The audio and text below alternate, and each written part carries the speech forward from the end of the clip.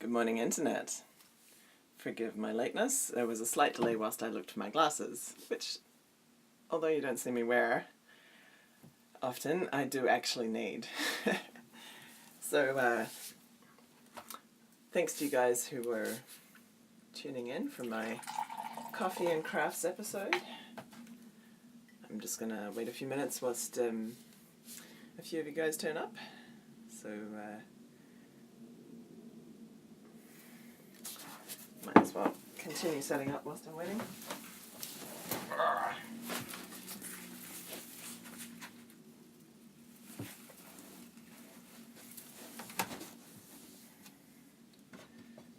Hey, good morning. Thanks for tuning in. I'm just going to be unpacking whilst everyone joins us. Hey, Rebel. Good morning.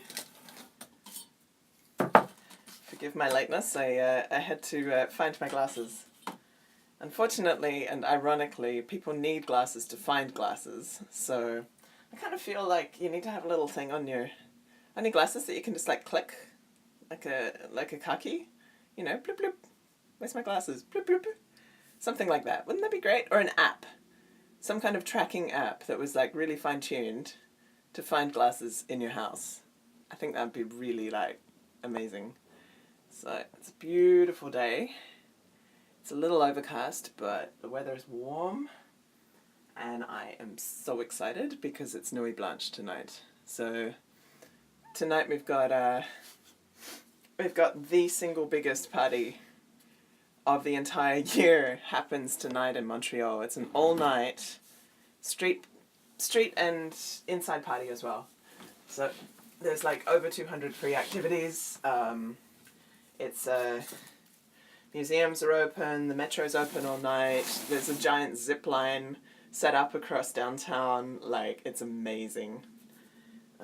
So I'm pretty excited about that. My friends and I are going to be heading out and having some adventures. So I've kept it pretty simple here today. Mostly because all of my stuff is still in bags from when I went to go play the game the other day. So I have the entire contents of the game board are in these two bags. This is my wharf setup that I shared yesterday. I've got it's all packed away really, really well, and I'm keeping it in the bag because I may or may not be asked to play a game at short notice. So it's all packed away. But I can pull stuff out if I need it. Like, for example, right on the top, very conveniently, my little cabin. So what I'm going to work on today is floorboards, because I've had a few of you guys write me to ask me how I do my floorboards. Good morning, we're still getting people signing in. Thanks for joining. Early morning crafts and coffee. Woo! So I'm just saying that I'm going to be doing floorboards and showing you guys the technique that I use to make those. So the first thing is that I work with free or recycled materials wherever possible. So my main interest is upcycling, because there's so much environmental waste, and if I can avoid something else going to landfill or having to be made twice, 3 times, it makes me a happy Sam. So I've been like that all my life. I've always worked with found or used objects to try and convert them into something cool, because I tend to look at things and I see the potential in them. It's just that I'm only now hitting the point in my life where I've actually got the skills to do what I want with them, instead of just hoarding piles and piles of junk, which is basically what it is. So I can do another live stream about that another day, about, you know, how do you decide what's actually junk and what's, you know, workable potential. So that's just a little bit of backstory on why I have so many unusual solutions to things. So for example, these paint sticks, they're free for me to get. I got them through work, and I'm pretty sure you can get them through just your local paint shop. I really like them because they're all exactly the same dimensions, you know what you're working with. I've got about 20 of these, and I can apply the same technique for each one. Hi everyone, thanks for joining. Oh, so there's enough of you guys here now that I can make a coffee.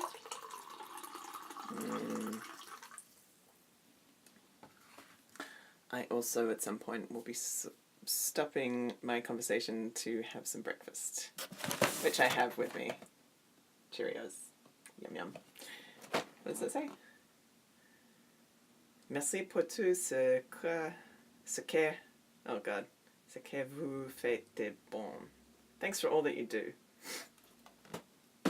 Ellen is thanking me for all I do on the back of my Cheerios. Thanks, Ellen. Alrighty, LNC. So, my floorboards. I'm a stiff Sam. Whilst I pull them out, I'll tell you guys a little bit more about Nuit Blanche, because that is so cool. So here in Montreal we have White Night, which is always in March. It's the coldest, murkiest, greyest, most miserable time of year, and everyone is just ready for a party. So that's exactly what happens. The entire night, the city of Montreal is basically party central, and I'm not talking like university drunken party. I'm talking like ice sculptures, interactive virtual reality displays that are free, museums are open, there's a zip line set up in downtown, a zip line, and it's free. Like, just gonna let that sink in. It's really, really awesome. I have never been to a Nuit Blanche because of reasons, so I'm super excited because I have all my friends together today, and we're gonna be adventuring, basically. My gang are kind of a mix of artists and adventurers like me, so I doubt that we're going to get stuck in a bar just passing time. I think we're actually going to go and have some fun. So I've shared more about that in my story if you guys want to read about Nuit Blanche. It is an awesome party, from what I've heard. I will have to report in. Cool, so I've got my floorboards out. So this is the result of what happens when I work with those paint sticks. I'm going to show you guys, I've given you guys a wee bit of time to tune in, but I'm now going to show you guys how I do this. So when they're together they look really good. They give the appearance that they're all one level as well, because they're all uniform. And I can very quickly place them down to create a game environment. So for example, we did the dock scenario and we just used, not this, something else, but it was very easy just to put something down and then, you know, voila, docks. So, paint sticks, really, really awesome solution. I'm also planning to glue some in on the second level of my tiny cabin.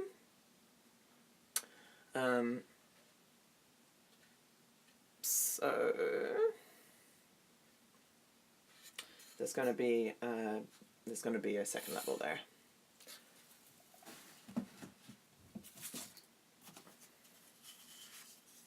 And if I look distracted, it's because one of my friends just messaged me about something that is going to happen very soon that I wasn't expecting. So I may get interrupted. Cool.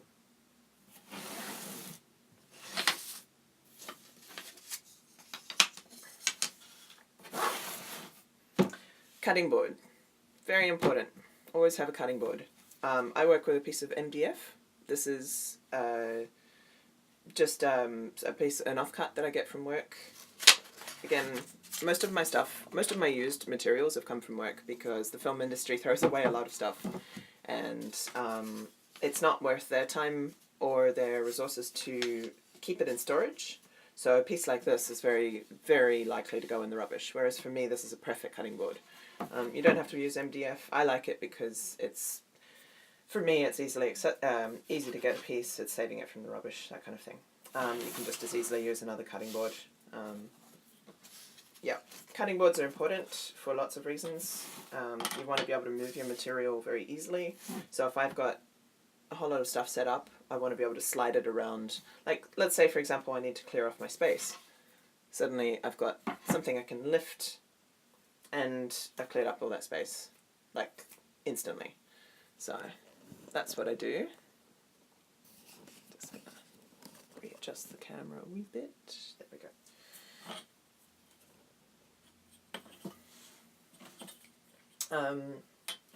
So with my floorboards, I've not used any particular scale to create these. I've done them by eye. And I'm working to the same scale that the miniatures are, which is 28mm. So I'm really just doing this by what looks good compared to them. If you would prefer to be more precise, absolutely look up at what those measurements would be. But because I'm working with figures that are at a heroic scale, there's often a lot of stuff that's like disproportionate. Like the hands are really big, the feet are really big, the heads are really big. Everything's like just kind of pumped up, kind of like World of Warcraft style.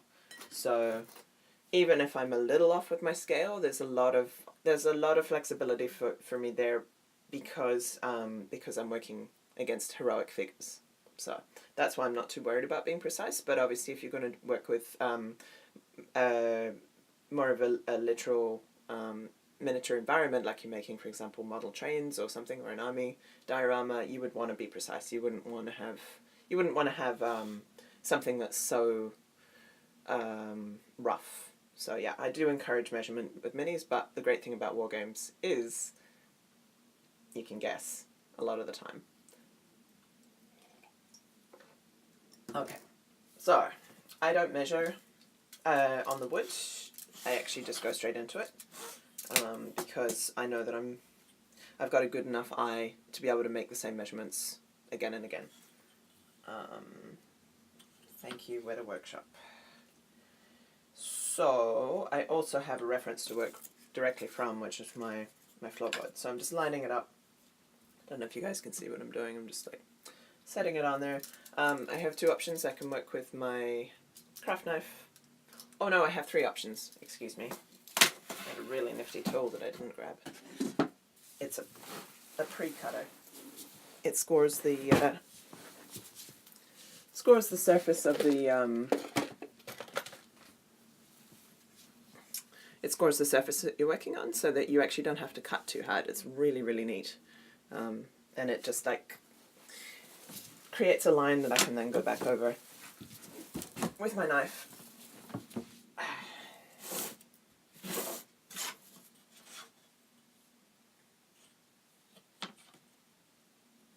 Alright.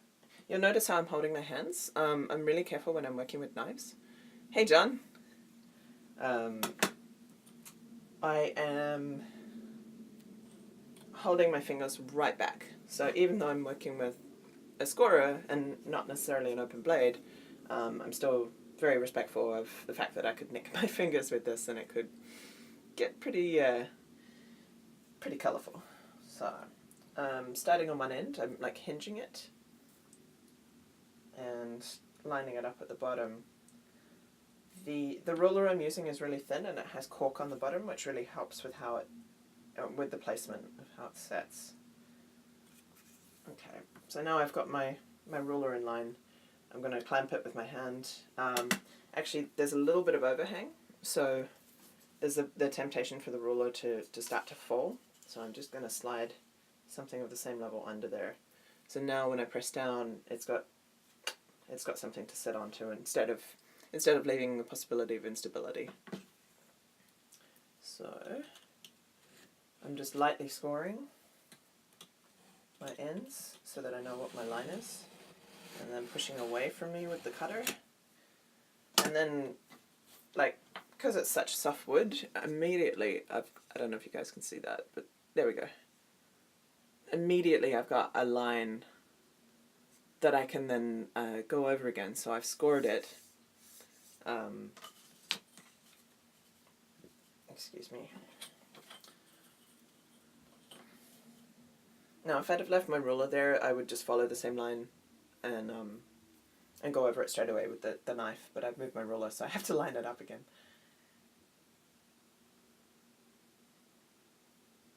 Which is not as easy as it looks, because there's a little bit of overhang under the ruler too.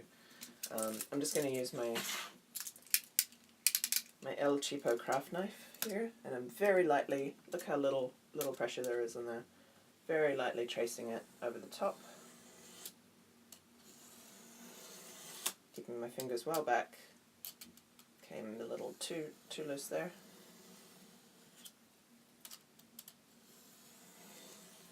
And working with these paint sticks is really, really satisfying because they're so soft. The wood is so cheap and soft that it's still strong because it's got to stay together for people to they've got to buy it. It's got to go into probably someone's cupboard and then get knocked around and then be pulled out and expected to function without breaking. So they're fairly strong, but they're still soft, which makes them perfect for this.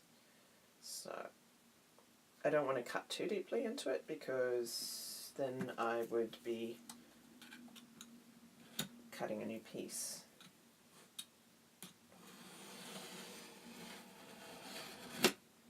Always cut away from yourself where possible. Okay, I'm going to speed up a wee bit. Unless you guys have questions about how I'm doing that.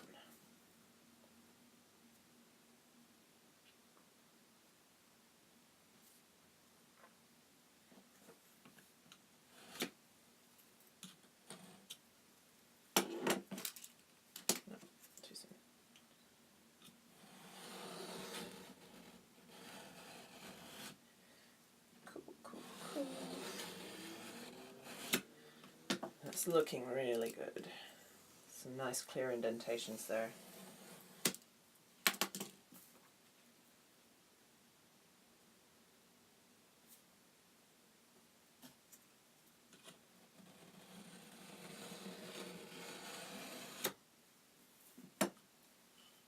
Yeah, I thought so. Okay, so it's a good thing that I scored it because I could see that I was starting to go not parallel. I don't know if you guys can see this, but I'll bring you closer. So the first three lines were fairly parallel, but then the third one I noticed that I started to drift off by 1 mil. Yeah, okay, fine. I can see it. I know what I'm talking about. I'm just gonna readjust that third line that I've done. That fourth line, sorry. 1, 2, 3, 4. Yeah. So this one, I could see that it was starting to get a bit thin compared to that end. So I'm gonna redo that line.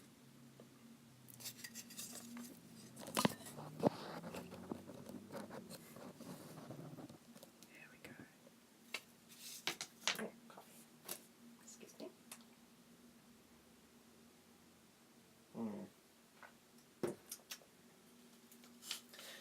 I'm also going to flip it around at this point because I'm cutting towards the thinner side. Like, okay, so I did half, I did half and then I'm over half, which means that I would be working against the material.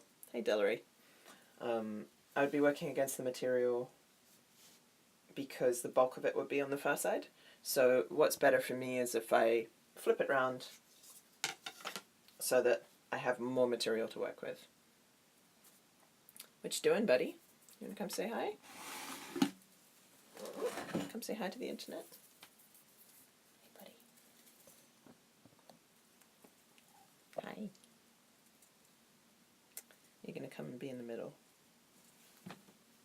Come here, Panther. The obligatory black cat has crashed our live stream. This is Delary. He is not my cat.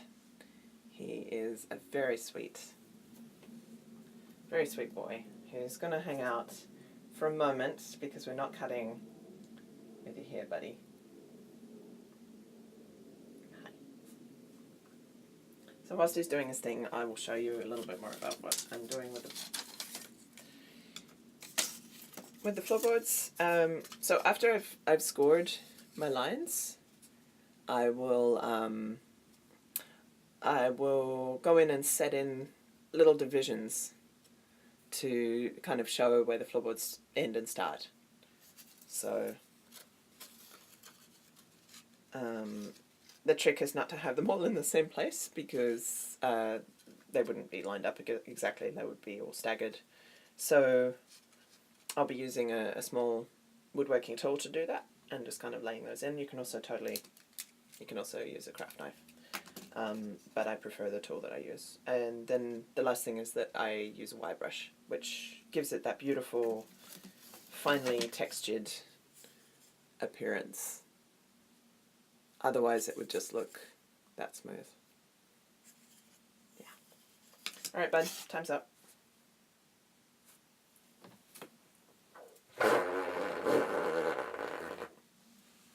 Good boy. Go crash out on the bed.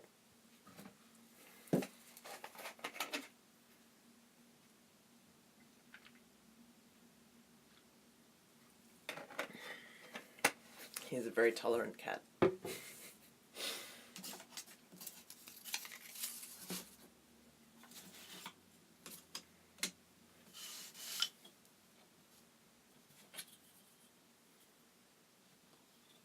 Cool, so I'm working from the far side again, and I'm going to be working back in.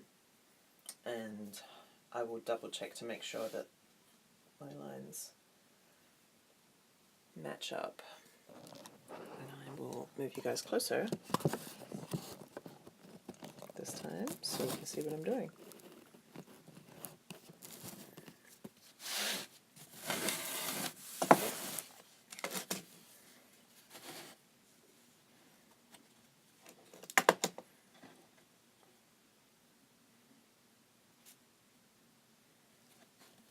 So what I was saying before about the overhang, the ruler is hanging over the paint stick. So there's actually a space there that if I press down on the ruler it could flip up like that. So what I'm doing is I'm just putting something under there that I can apply pressure still, and it's not going to fall over, which is a lot safer. So once again, eyeballing it. Actually that's a little off. I'm going to move it up a wee bit. And just so you know what my reference is that I'm matching to. Again, because it's for war games, it doesn't have to be as precise as a regular miniature, which is really nice for people who are getting started making minis. No, that's too narrow. Okay. This is the difference of a millimeter here that I'm fussing around with, by the way, in case you're wondering what I'm doing. Alright.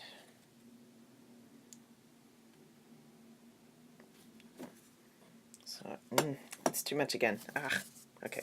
I'm going to try and tap it.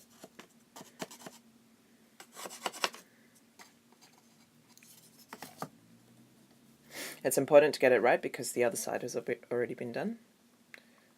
So, alright, I'm gonna lock that in. Score. Score. Gentle. Not much pressure. Like really, it's just the motion of my hand pushing it. I don't have a lot of. See how lightly I'm holding that? It's like just the fingers. Excuse me. The fingers are there to guide it. I'm pushing with my hand and then I'm pointing with my finger.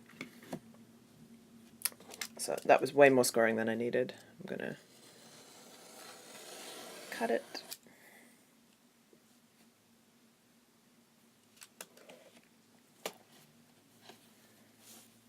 Look at that. So, without looking at these, I've managed to match the width of the lines. I wasn't able to look at these because they were hidden. But now it gets tricky because I have to join these guys up. So, what I will do now is I will mark it. So I think I've got one there. It's not going to be as good as it could be. But I do want to knock out a lot of these, so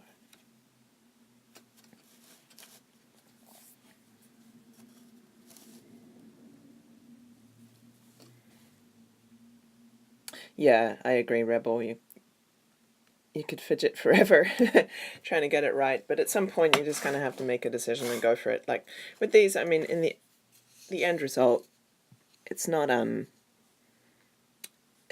exactly 100% the same width, but because it gets roughed up, it actually kind of adds to the character a little bit. So just kind of have to pull the band-aid off at some point and go for it. Otherwise, you spend 20 minutes making a single set of floorboards. Cool. So, once again, score, double check it.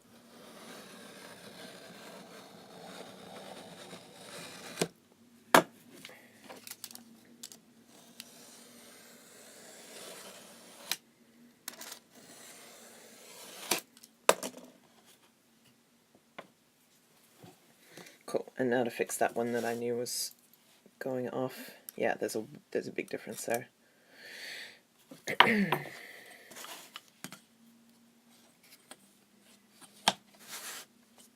can I make this better for you guys? Oops. Not that way.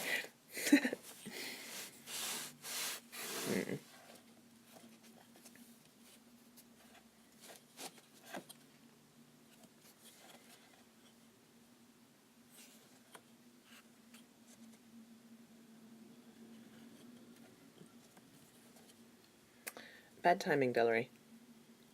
I know. Mixed messages. I'm sorry. Come on, bud. Come on. Good boy. He's like, what you doing?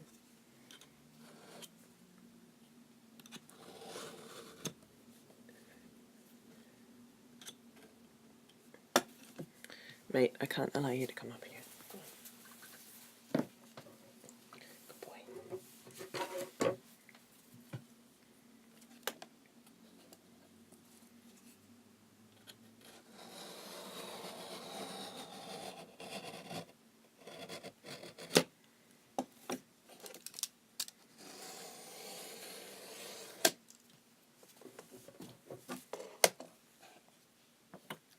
Ta-da.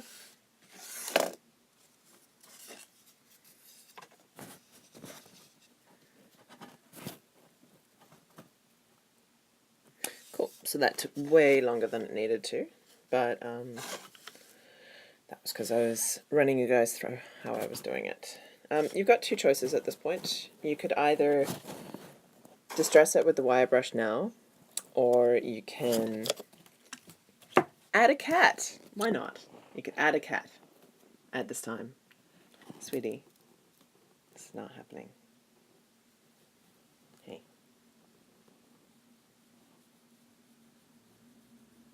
Yeah, I know. I brought you up before. It was very confusing. Excuse me one moment.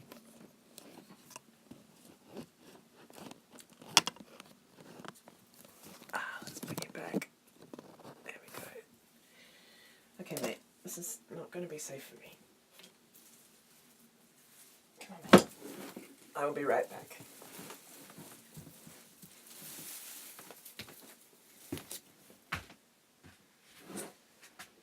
Come on, bud. Out you go.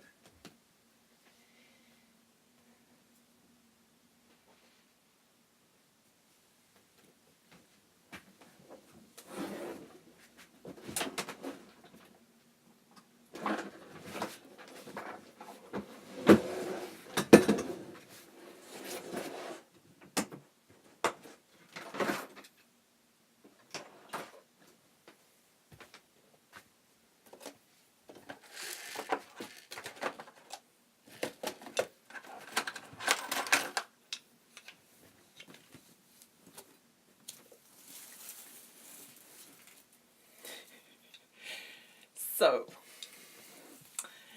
that was also very convenient because it allowed me to go get my chisels. So I'm using just very cheap woodworking chisels. They're also good for lino cutting, and yeah, they're very blunt, so I really should sharpen them, but they're still good enough for this because the the wood is soft enough. So I really just need to crush it down, and I don't even need to cut this wood to get the result I need. And what I'm doing now is I'm putting in the ends of the floorboards. So I'm going to pull out the ones I've got for reference, because I don't want the edges to be in the same place. So for example, these two, it doesn't show up very well because the detail is so small and I know the video is pixelated, sorry, but I've got on the edges lines, marks of where the floorboards end. So like there, for example. So when I lay my floorboards in together, I don't want two of these against each other, because that wouldn't look right, because it's staggered, right? When you lay down a wooden floor, you stagger or you would. Otherwise, you'd have two joins right next to each other. So I'm always gonna try and match the one that I make to the others as much as possible. In that I'm trying to match it so that the join is in between. So I'll pull out all the ones I've got and look at where the lines are on the outside and try and avoid having mine in exactly the same spot. So starting from my outside, I've got a line there. I'm going to put one there. I'm just crushing it, like that's all I've done. And on this side, I'm going to put it there.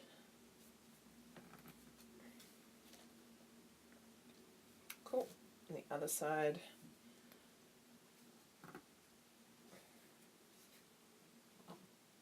Cool. I'm going to go in with my flathead one.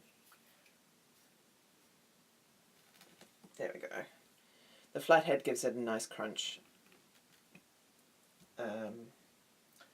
Because it has an even distribution of the blade. Cool. So now I've got my outsides marked. I've got my 1, 2, and there's 2 more up the top. Now I've got those in place, I can work around those, because everything else can just fit within them. So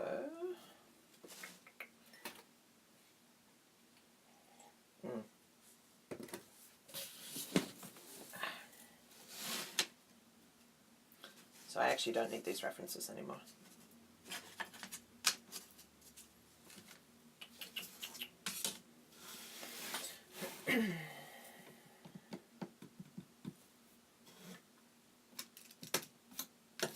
A really good habit when you're working is to always have your tools on one side. I got taught, especially with bladed tools, like for cutting and stuff, always have them on the side that is your dominant hand. So for me, that's my right hand. We're back to front here, so my right hand. So my tools are right beside my right hand. There's nothing on my left, and it allows the workspace to be very quickly managed, because I can just reach out and all my stuff is there. I really like working that way. I know that's not how everyone works, but for me that works really nicely, because I hate a jumble, I hate a mess, especially when you're working on precise stuff. So, and also having the blades and the tips of the tools away from you, so when I reach out I don't expect to grab onto a blade, you know what I mean? Oops, sorry. This is not a tool, that's going over there.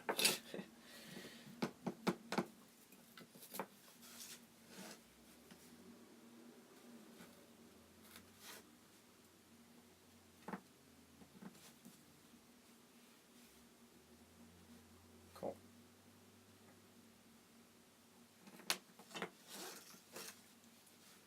I'm actually going to use my flathead again.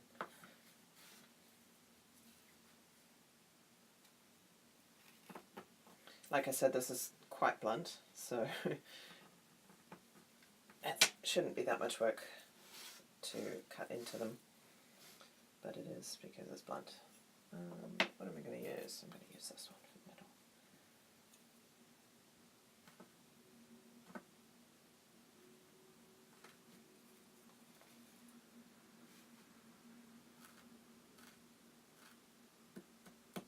And you can afford to be a bit creative with the floorboards because they're going to be broken down, the edges are going to be kind of mucked up. It's they're not perfect, they're not beautiful. Like the finish of them is fairly rough. You know, that's not highly polished floors. That's like bottom of the tavern. People have been spilling their ale on it for years kind of floors, you know, having fights. Probably blood. Yeah. Maybe salt if they're by the ocean. Those are not well kept floorboards.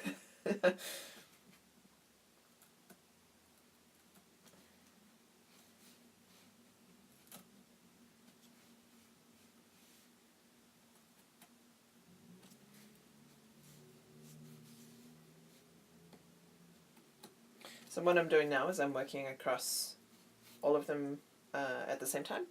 So I'm doing 1, 2, 3, 4, 5, 6, 7, and then moving up so that the spacing is roughly the same. Because I don't want to have like mostly. I don't want to have ones that are all different lengths. I want them to mostly look about the same length. Obviously, the ends are not going to be the same length because they're the ends, so they've been cut off. But in the middle, the spacing, it's quite important to have a fairly consistent length to the floorboards. So I'm just kind of eyeballing it again. I'm not too worried about cutting it over because there's still one step in the process of aging it, which is the wire brush, which is definitely going to give it a lot more damage than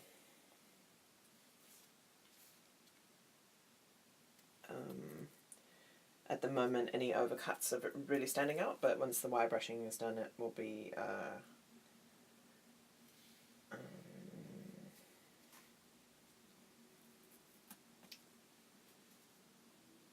it will hide all of those imperfections.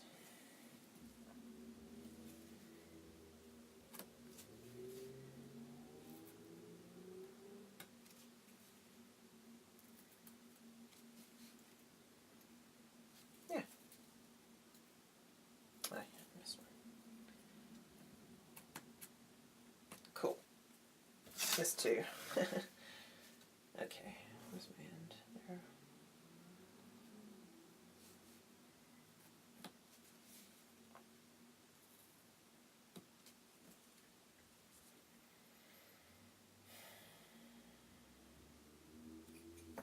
Alrighty.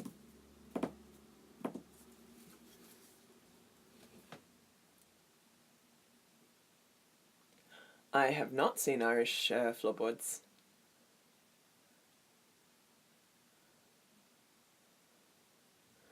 Yeah. So at the bottom, these are all really short here, but in the center, they're roughly the same length. Yeah.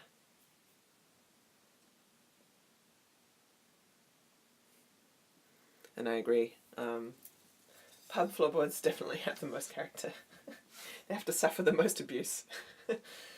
Cool. So my next step is my wire brushing.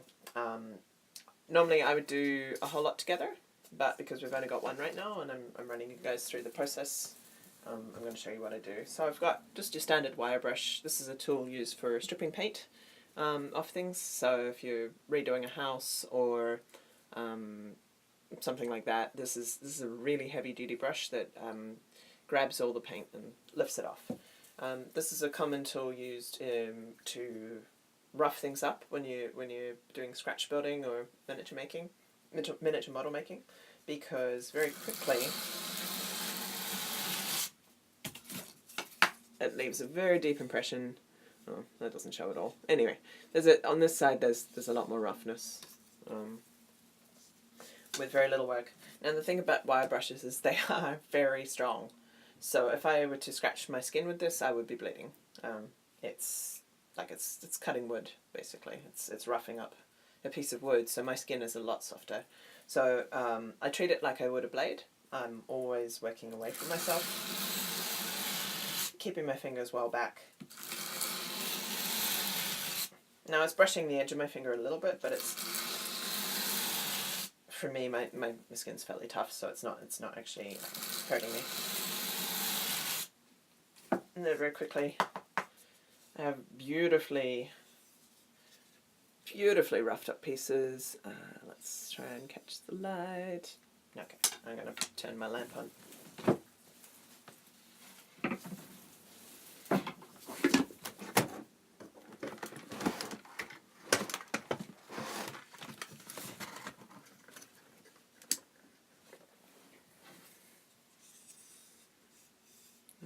Is that working? I'm not sure if that's showing up at all, but on this side it's a lot rougher. Have fun at Costco. If you need a good chocolate recipe, hot chocolate.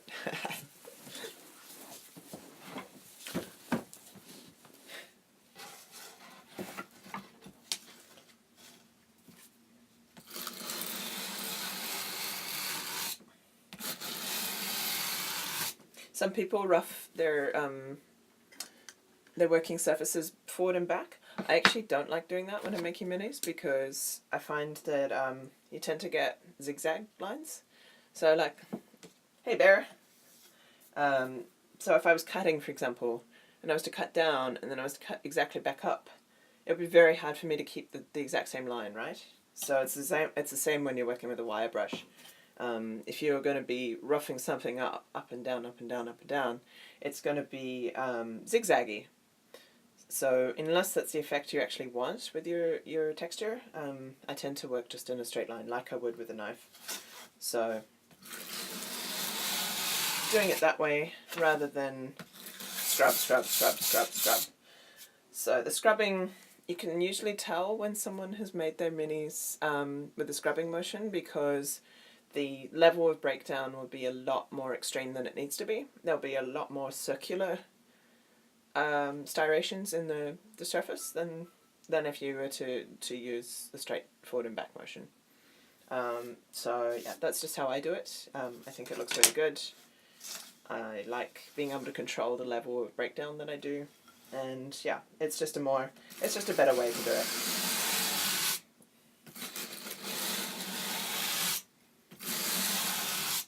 So another way to do this, if you actually don't want to be exposing your fingers to the wire brush, is to just surround the thing that you're working on with something that holds it in place.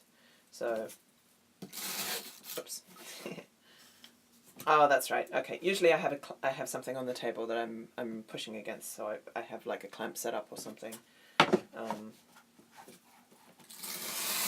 like that. So that gives me full access to my edges, rather than just working on the center. I've actually worked right up to my edges, and it looks. You have to take my word for it. It looks really good.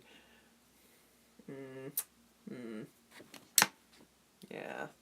Unfortunately, the quality of these live stream videos, they always compress the video so that it's very pixelated. But yeah, you guys have seen my other floorboards, I think, in the photos that I shared. Okay, so the only problem with the wire brushing is it does generate a lot of dust. Now you guys have heard me talk about dust, especially in the home. You want to control how much dust you're producing. One of the reasons I like working with wood and not plastic is because the dust is organic. Our bodies are a lot better at processing organic dust than they are materials like plastic or rubber or polyurethane. So it's much kinder on your body to work on this at home. However, the problem is that the wood dust that it's generating is a lot larger than it would be if it was made of another material. So I now have all my little cracks that I just cut are now filled with sawdust. So if I were to paint it right now, all those cracks that I made would fill in, basically. So I need to go back and pick them out with the little tool and go around them So I could use something with a fine head like this. I could use these tweezers, or something with a single point rather than a double point. I have the tweezers because that's what I picked up, but I'm planning to use a scalpel. So this is also a really nice thing because, like when you're working in the bricks,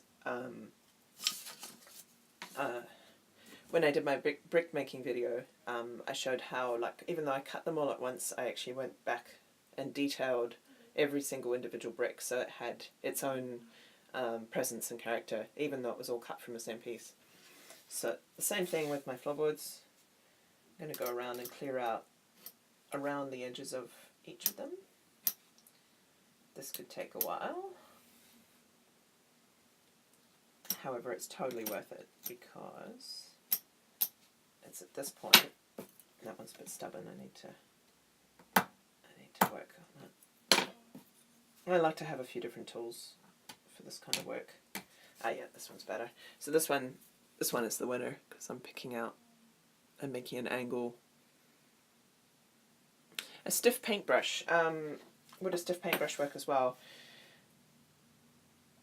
For clearing out the sawdust, it could, but you're going to be working pretty hard. Like, you want something that's going to pick it out, like shovel it out, basically. Because the spaces I'm working with are very small. I think if it were a larger gap, then yes, you could use a paintbrush. But because this is very tight, like it's a blade width. It's like I'm literally cleaning the width of a razor blade. So I need something that's going to have strength when it goes into those gaps to clear out that sawdust. And I'm also reshaping the boards as well, because when I wire brush them, I'm pushing the wood down. I'm pushing it down on itself. It's like compressing, like a mattress. So I want to encourage it to lift up. And I'm going to bring you guys over a bit again so you can see close up what I'm doing once more. So this is the final texture. For comparison, this is a wood detail that I left more sawdust in. So you'll notice that the cracks on this one are a lot less clear. It's also a darker wood, so it doesn't show it up as well. But what I'm doing now with this is I'm going around and making gaps like this. It's gotten a bit fuzzy. But I'm making gaps that make them look like individual boards, basically. I don't want to work on this one too much because I've already painted it. It will change the finish. But that's just to show you what I'm doing. So, yeah, I'm clearing out these gaps.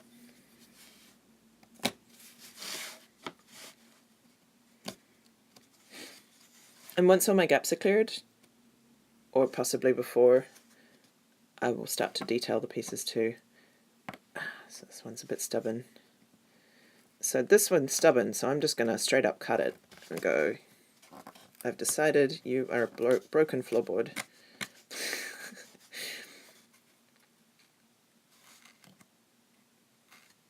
My intention was to just do a quick clear up, but yeah, it looks like I'm going to be detailing them as I go now. So there we go. I've cut into my floorboard there. I'm kind of working on the same ones in the area.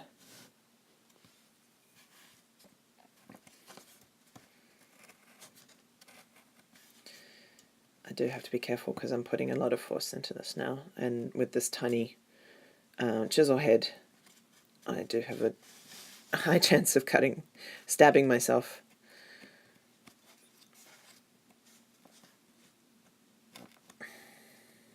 Hopefully that won't happen.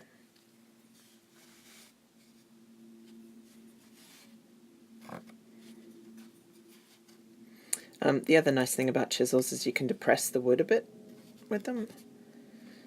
I'm flipping it around because I was going against the grain and it's not as easy to show. Okay, so what I mean by that is pressing it down. There we go. and then suddenly I have this really lovely angled floorboard, like so.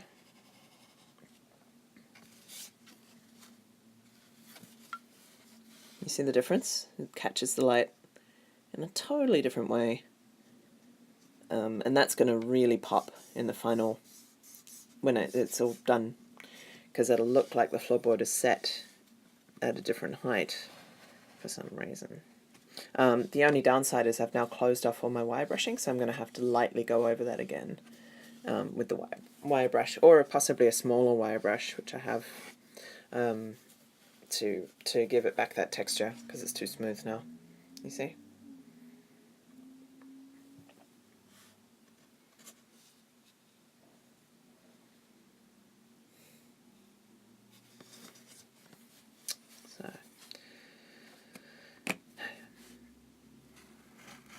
So just going around each floorboard is really good. Give them all that individual character.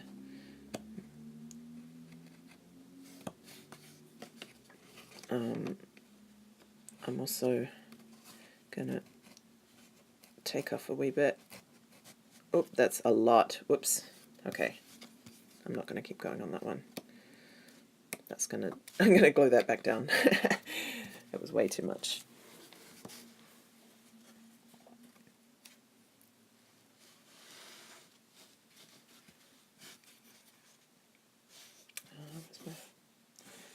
There it is.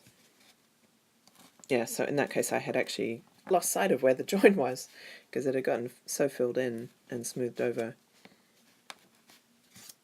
Yeah. Cool.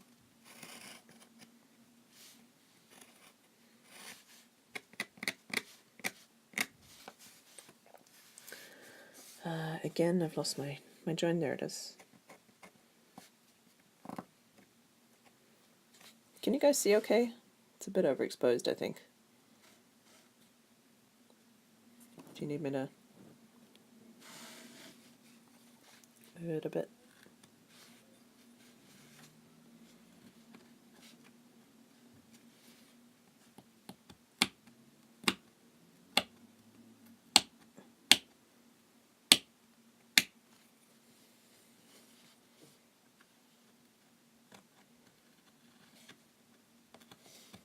Now obviously the detailing takes the longest, because everything is done individually. They're all individuals.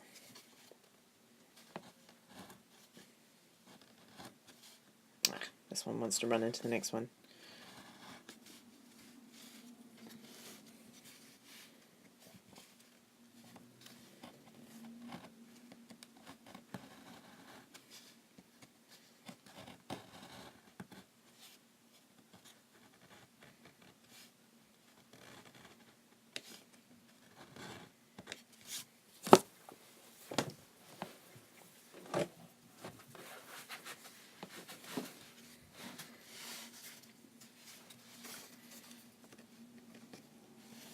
So if I decide I'm going to do a depression on one side, I'm not going to do a depression on the other side, because I want to keep that stagger.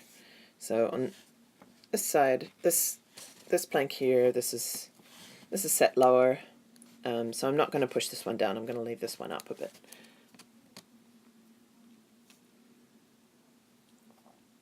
Cool. Thanks for the feedback, guys. It's helpful.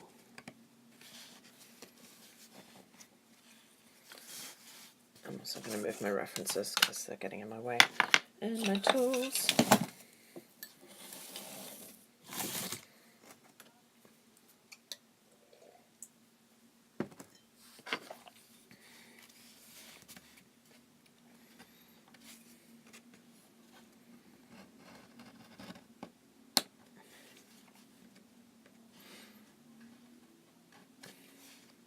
So immediately after saying I'm not going to depress the side, I went ahead and depressed it, didn't I? Oops. Now I have to work. I have to work to make this one again even smaller.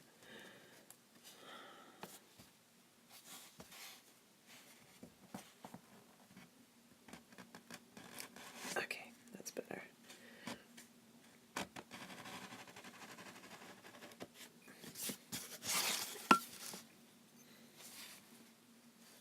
that's looking really quite nice.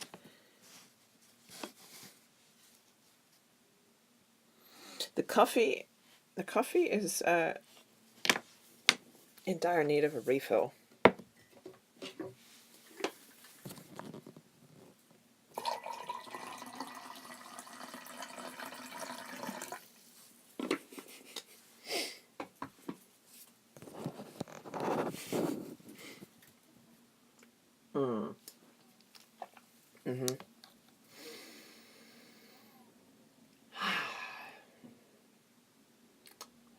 Oh yeah, I'm doing a live stream. Okay, hi guys. Yeah,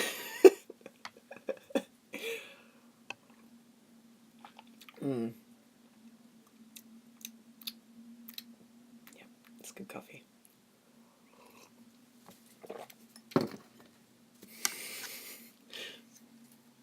Where are you guys tuning in from today?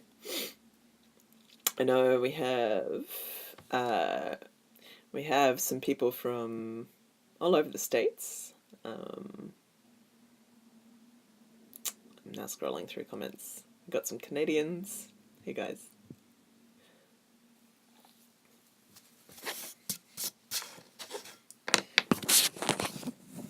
I'm gonna set you up again.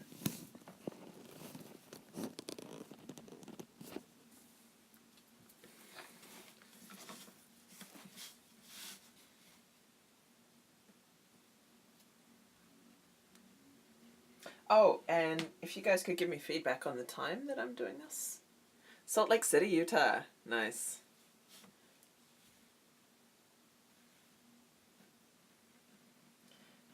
So the timing of this live stream, if this is a time that works for people, I would be happy to do this again in future weekends. Because I really like having an excuse to get going. Colorado, nice. The place I call home from which there is no escape, Hotel California. Brazil, hola. Nice.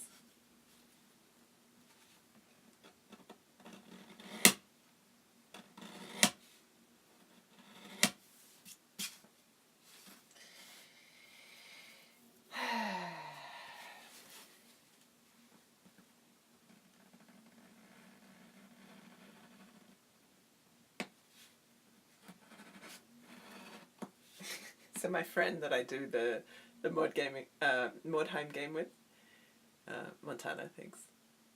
The guy that I do the wargaming with, he saw the floorboards, and he's like, they're amazing! We could cover the entire table with them, and he's like, they're not hard to do, are they? And I'm like, kick!